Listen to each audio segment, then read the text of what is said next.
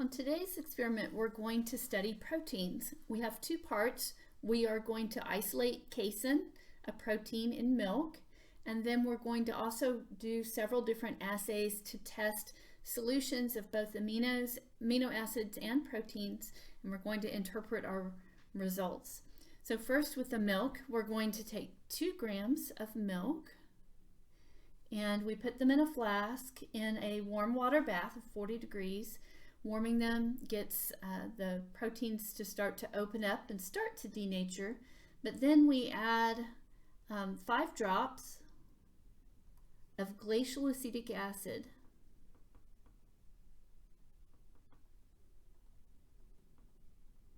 And that acts to really change the pH, and it causes the protein to denature and clump. So we'll get clumps down here, kind of like, looks like cottage cheese.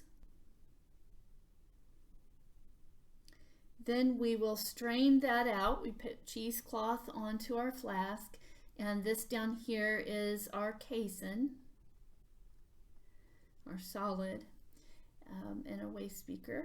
And then we'll take our casein out and we'll weigh it on a watch glass, and we're going to say that our casein was 0.248 grams. So that's the data you will use. Next, we're going to do our tests with our different assays and solutions, and these are numbered like yours in your lab manual. So let me just go through and tell you what happens on the different ones. On the Biuret, they all start blue because Biuret reagent is blue. But then they all turn purple except for number 1.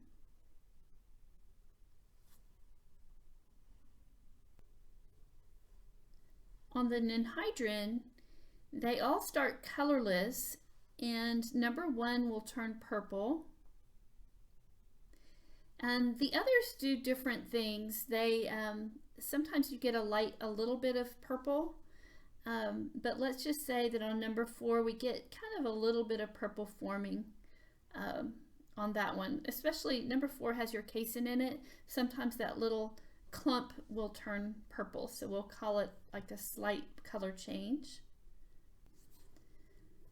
On the xanthoprotein test, 2 of these turn yellow, so they start colorless, and 3 and 4 turn yellow. Next, on the metal ion denaturation, we're going to use some milk and put it into the test tubes. It's kind of a dilute solution, so it starts off kind of clearish white. So because it's kind of the color of the test tubes, I'm just going to put like a little liquid line here. And then what happens with the lead ion when it's added to the milk is that you get clumps that form white to grayish clumps, sometimes little specks. And then in the sodium test tube, you don't see any specks or clumps form at all. So that's all your data. You can finish your report sheet and interpret and answer your questions. Have fun.